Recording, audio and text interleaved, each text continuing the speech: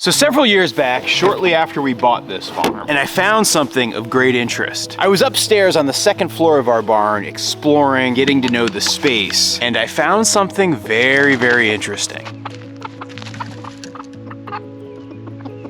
You see, up here on the milking parlor of our old barn, I actually found these. They're breeding records and charts, and based on the dates of them, they were from like the 1970s. So from a time before I was even born. You see, this old barn that we have here on our Vermont farm is a former dairy barn. And back in the day, they used to milk a whole heck of a lot of cattle up here. And while this barn was built in the late 1800s, and for the first half of the 20th century, it was used very, very heavily for dairy. By the end of the 20th century, there were no longer cattle here on this property. And now when we bought the farm, the realtor had said that some of the neighbors had been renting the farm over the years back in the late 20th century, but the people who owned it in the early 21st century had ultimately turned it into an organic vegetable farm, and so it really wasn't being used for dairy. And so the fact that I found these records that hinted at an agricultural past long before my time and stewardship of this farm, it all kind of fascinated me. And I started to go on a little bit of a quest to find the origin of these breeding records, and the only thing that I had to go on was one simple name that was scrawled on the front of these breeding records. And so I took that name and I put it into Google and searched around, and I found a name for somebody right here in Peacham, and then I punched the address in and found out that,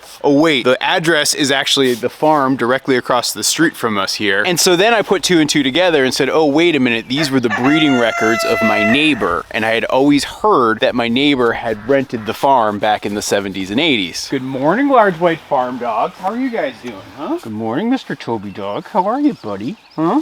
How are you doing? Good to see you. All right, let's go, dogs. Come on. We got farm chores to do. Come on. Let's go check on the little baby gooselings. Good morning, guys. How's everybody doing? So you can see our gosling flock is one happy little family. We've got the teenagers mixed in with the, I don't know, I think 4-day-old goslings, and so they make a nice little crew. It's actually 38 degrees Fahrenheit right now as I'm recording this, but everybody seems to be pretty happy and healthy. They have their heating plates, and they have each other, and so the combination of those two things keeps them all warm. This red watering tray is for the little guys, because I think they're still a little too short to reach the big one, but then the big thing is for the adults. And I don't know why I call them adults, because they're, I don't know, I think about 2.5 weeks old, almost 3 weeks old. But basically the reason it's on this platform is it catches all the water that might drip down. If you like see right here, you can see it just dripping out. And then, you know, every other day or so, I'll come in and just dump that and clean that out. Particularly if you're raising waterfowl, it's a great trick to keep them all healthy. Hey, Abby dog, you want some socialization time with your gooselings? Don't go in, but you can say hi. I know, Abby. Isn't it exciting? They're nice little baby birds. What do you think, Abs? Huh? What do you think? Come on, Abby. We got more chores to do.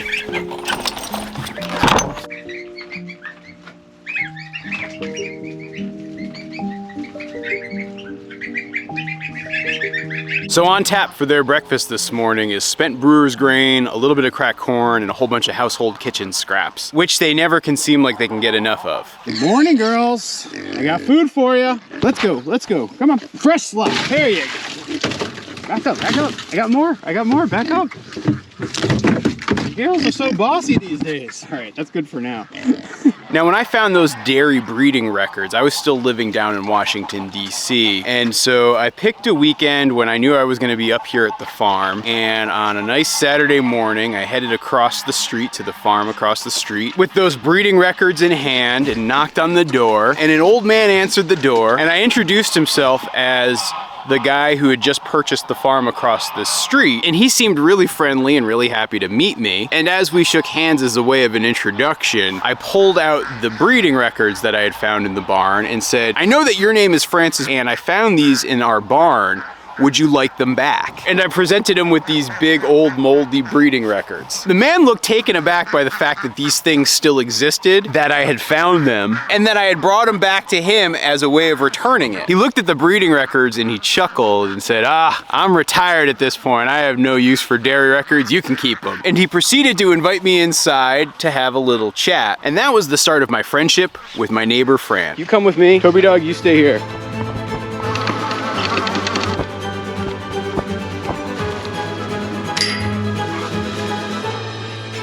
So that first morning I stopped by the farm and I met Fran and I met his wife Gracia, and they were just the most friendliest, nicest people. They were super excited to hear about all the dreams I had for this farm and what I wanted to ultimately do with it. Fran told me stories about how he used to rent this farm, in like the 70s and 80s, and I think even into like the very early 90s. He showed me trophies of turkeys that he shot out in the back pasture way back over there. And he was able to share just so much of the history of this place with me that I will be eternally grateful for all of the insights that I now have. And really, it all comes from Fran and his wife Gracia and even their sons. You see, because when they bought their farm across the street, I think in like 1956, the Shaws were still here on our farm. Their farm was kind of in the last of its days before transitioning to really not being a farming operation and before they ultimately sold it in the 70s. But that connection to the farm and what it once was, they were able to directly share that with me.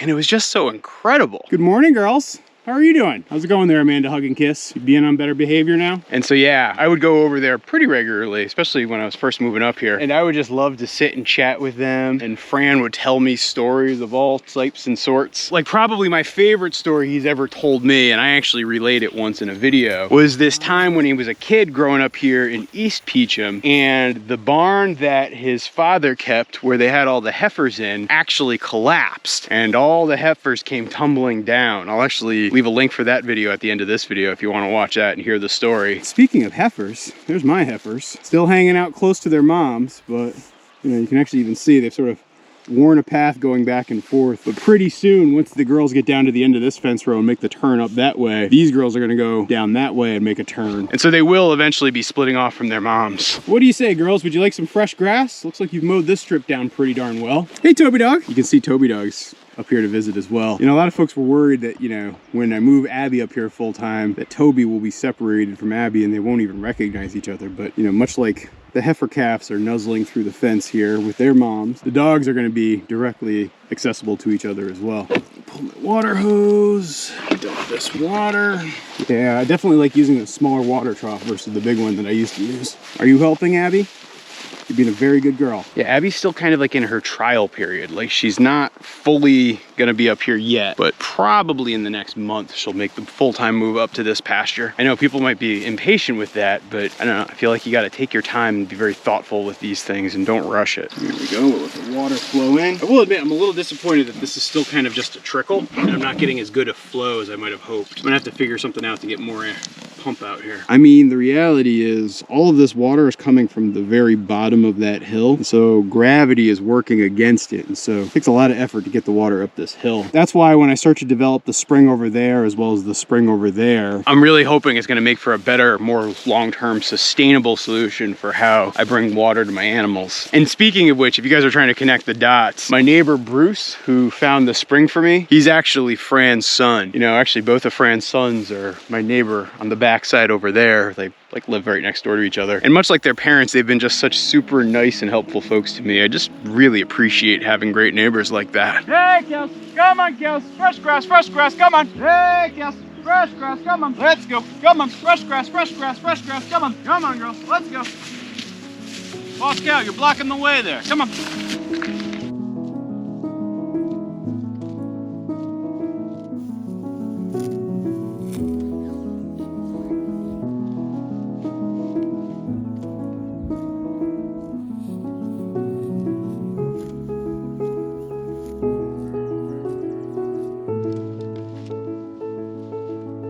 Gosh, I can't tell you how much I love hearing Fran's stories, particularly about the old ways of how he would farm this land. And even though it was very different than the way I farmed this land or what I was dreaming of at the time of how I wanted to farm this land, I still felt like I had so much to appreciate and learn from Fran's stories. And I am going to be forever grateful to him for sharing that information with me. I mean, heck, the only way I'm able to share a lot of this stuff with you guys is because someone like Fran was able to share it with me. Like another good example of this is, Fran and his friends actually used to buy really fancy registered Holstein cattle. So the big black and white milking cattle that pretty much from the second half of the 20th century even to today, they're like the predominant cow you're gonna see here when you're talking about dairy cow. Well, Fran would go to these auctions and bid on cattle like that. And like this one time they had this Holstein bull. So like a big Holstein bull. Thing was probably ginormous. It actually ended up being bid on and sold to these buyers in Japan. And so a Vermont bull ending up in Japan was just such a crazy situation. And Fran just told such a great story about it. You know, to hear Fran tell those stories, it's hard not to look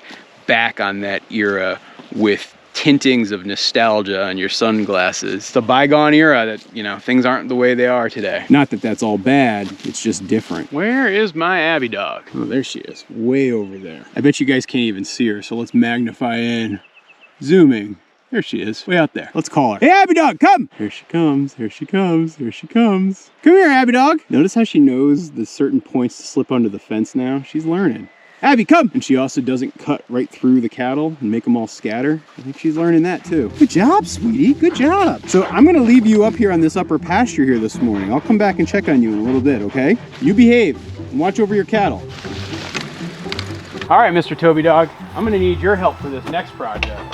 Oh boy, you ready for this? How'd your paws get so dirty and muddy? And so our next task of the day is that we're gonna release the quacken. You know, the other thing that I really always appreciated about Fran is, other than his old stories, was the fact that he was a guy who I could relate to really, really well. Because for most of his career, he had one foot in the farming world and one foot in the insurance world. You see, Fran and his wife actually ran an insurance agency, and it was originally started out of their farmhouse right across the street. And in fact, it's an insurance agency that I still buy my insurance through to this very day. You know, when I said I was releasing the quacken today, I meant it in the truest sense of the word. I'm gonna be opening up this gate and getting the ducks and geese in particular up onto the upper pasture, and they're gonna start free ranging for the entire summer. So now they have an open gate where they can get up to there, but they can't get to the pond. Now all I need to do is get some birds. Now, part one of moving your birds involves moving your water and watering infrastructure. And then part two involves moving the location of their food rations. So you can see I got their food set up here now, and their water set up right here. And because I have these quick connect points scattered pretty much everywhere, it's easy to just run a hose right to where their water goes. And now eventually they're going to get hungry and thirsty, and so they will start to naturally migrate their way through that gate and out into this big pasture. I even set up housing for them and shelters over on that side, and so I'll just kind of let them free range. I might restrict them from certain parts of this at various times of the year. I just gotta kind of watch carefully and figure that one out. I'll leave this gate open for several days, letting them all kind of eventually migrate out before I chase them all out. I also still need to move the chickens from the lower pasture to the upper pasture so they're following the cattle. But yes, it's time for this area to get some rest, and I'll do some clean out and composting, as well as planting food into the hoop coop so that I have feed for the animals come wintertime. Do you see that Abby dog high up there on the pasture watching over the farm? I really kind of like that sight.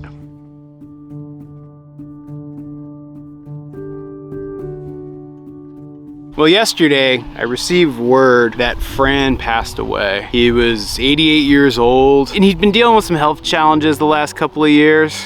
But man, when I got that news, I've been in just a very, very sad mood ever since. He was such a good guy. He lived such an incredible life. I'm gonna personally miss his friendship and going over there and hearing his stories. And I just feel like his passing is another marker of an end of an era. You know, Fran was a guy who spent his entire life living here in Peacham. In fact, he even used to joke that his wife was an immigrant because she came from Danville, which is like just the next town over. You know, he was a guy who grew up on his father's old-fashioned dairy farm, went to school in a one-room schoolhouse, but then he saw that shift of what happened to the dairy industry in Vermont and really lived through that entire era. And now as that era of the Vermont dairy farm starts to end and shift and change, Fran's passing kind of coincides with it. Now there's a really great family who misses their husband, father, grandfather, uncle, and I find myself missing my friend.